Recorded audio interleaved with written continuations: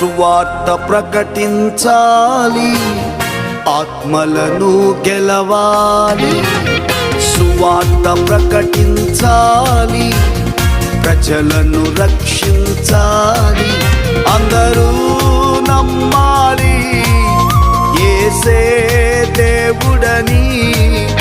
అందరూ నమ్మాలి యేసే దేవుడని.